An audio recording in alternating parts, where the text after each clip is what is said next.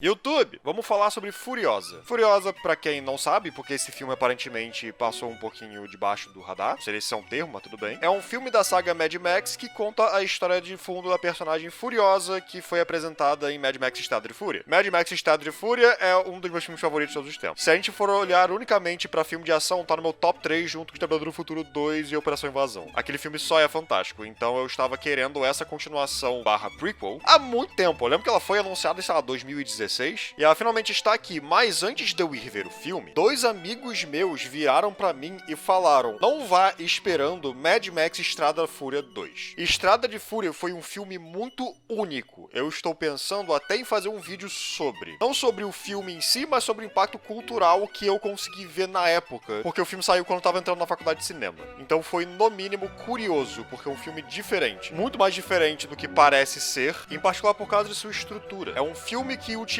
o audiovisual para contar a sua história. Eu acho que eu falo audiovisual 4 vezes por vídeo. Mas nesse caso é importante. Filmes, especialmente americanos, especialmente blockbuster, se prendem muito na ideia de que sua história tem que ser passada através de diálogo. Um personagem vai falar com o outro e o mundo vai ser explorado através do diálogo. Os conflitos pessoais serão progredidos através de diálogo. Mad Max Estrada de Fúria tem muito pouco diálogo, mas você consegue saber exatamente o que está acontecendo. Muita gente zoa o roteiro, porque se você for olhar no filme, a galera pega os carros, vão pra um canto, param, depois voltam. Só que aí você zoa, entre aspas, o argumento. Ou seja, a base do que é a história. Por mais que ela faça sentido dentro do contexto do que o filme quer mostrar. Porque o roteiro em si é totalmente visual. A falta de diálogo força com que o filme passe sua história e seu world building através do aspecto visual. E eu acho isso muito legal. Porque você consegue ter uma ideia em geral de como funciona esse mundo e qual a história que está sendo contada, ao mesmo tempo que o filme é focado no espetáculo. Por isso que ele é um filme tão memorável. Furiosa não tinha o desejo de fazer isso. Qual era o desejo de Furiosa? Fazer um filme com uma estrutura muito mais tradicional. Talvez até mesmo similar aos Mad Max antigos, aquele com Mel Gibson. E imagino que muita gente tinha gostado disso, claro. E eu mesmo fiquei, não, tudo bem, eu vou ver com isso em mente então. Vou ver sabendo que é um filme mais tradicional. E eu vi com isso em mente. Eu não gostei do filme. No caso, acho que a melhor forma de dizer é um filme bom, mas eu não consegui me apegar a ele de nenhuma maneira. Eu não consegui me divertir com as cenas de ação, eu não consegui me importar com o que estava acontecendo no roteiro em si. Eu vou comparar de vez em quando com o Estado de Fúria, até porque esse filme é feito pra se conectar com o Estado de Fúria, mas ao mesmo tempo eu estou vendo esse filme divorciado da ideia de Estado de Fúria. Vamos começar pelos positivos. O George Miller sabe dirigir, né? Você vê o filme e você fica tipo, caraca, ele dirige mesmo. Entendeu? Porque tem carros no filme.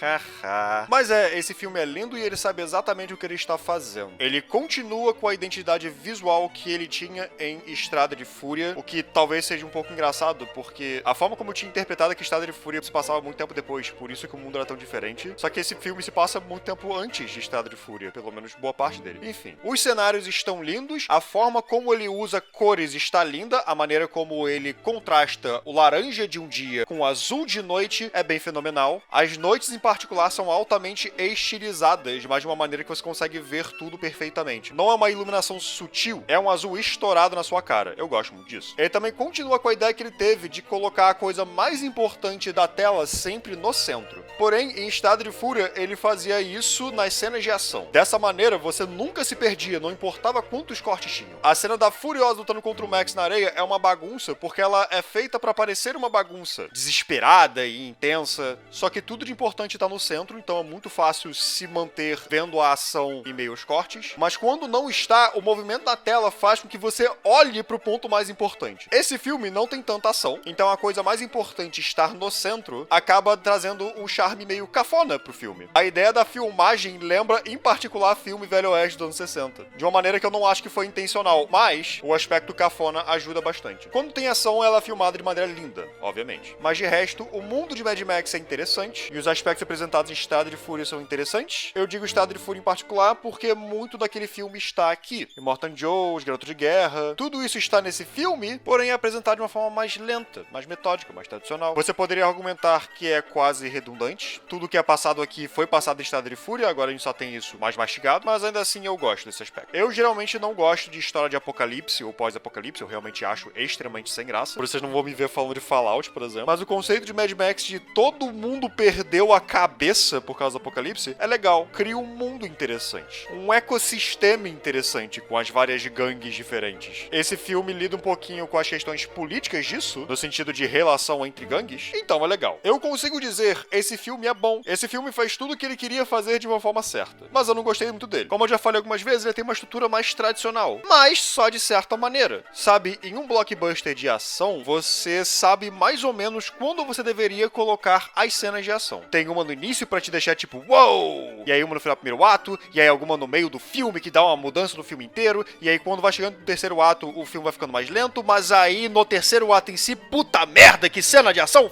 foda! Esse filme não faz isso não. Eu acho que tem basicamente uma cena de ação extensa, que acontece no meio da história, só que é tudo muito rapidinho. Quando a cena de ação mais longa acontece no filme, ela é muito bem filmada. Os planos são abertos e largos, a posição e situação que os personagens são colocados são bem interessantes. Não é só vou atirar nesse cara fim, são coisas mais complexas e um bocado perigosas. E o trabalho de produção é absurdo. Figurino dos personagens, visual dos veículos, é tudo bem impressionante. Só que ela não me pegou muito, eu acho que em particular por causa da música. Ela me aparentou meio lenta. Era muito bonita, obviamente muito bonita, mas eu não consegui ficar muito entretido, eu tava um pouco entediado, não vou mentir. E as outras cenas de ação, como eu disse, são boas também, são muito bem filmadas, mas é curto, é rápido. Não deixa muito tempo pra se impressionar com a coreografia e com a capacidade acima da média de gravar essas coisas. Porque é muito só papum. Devido a isso, independente de você ter gostado ou não da ação do filme, não é ela que carregará o filme, pois ela é escassa. O que deveria carregar esse filme é o roteiro. E é aqui que eu acho que a estrutura ser tradicional foi muito um tiro no pé. Mad Max Estado de Fúria é um nome muito engraçado pra aquele filme, porque todo mundo concorda que a protagonista do filme na verdade é a Furiosa. O Max tá ali pra ajudar com o problema dela e depois ir embora. A história é da Furiosa, o que acaba sendo engraçado quando comparamos com Furiosa, porque ela parece menos protagonista aqui do que ela era daquele outro. Por papo de, vamos dizer, 1 hora do filme, ela obviamente é a peça principal da história, mas ela não faz muita coisa. As coisas estão acontecendo ao redor dela. Então, olhando primeiro pra esse início, que é muito world building e conexão direta com Estado de Fúria. A contextualização para algumas coisas daquele filme são legais aqui, faz com que alguns acontecimentos daquele filme fiquem mais impactantes, mas muitas outras coisas, eu diria a maioria, sofre daquilo que eu falei antes de é só o que foi apresentado em Estrada da Fúria, porém mais lento e mais mastigado. Mas quando eu digo mais lento e mais mastigado, eu não quero dizer como informações novas. Um filme explicou uma coisa 10 anos atrás e esse filme vai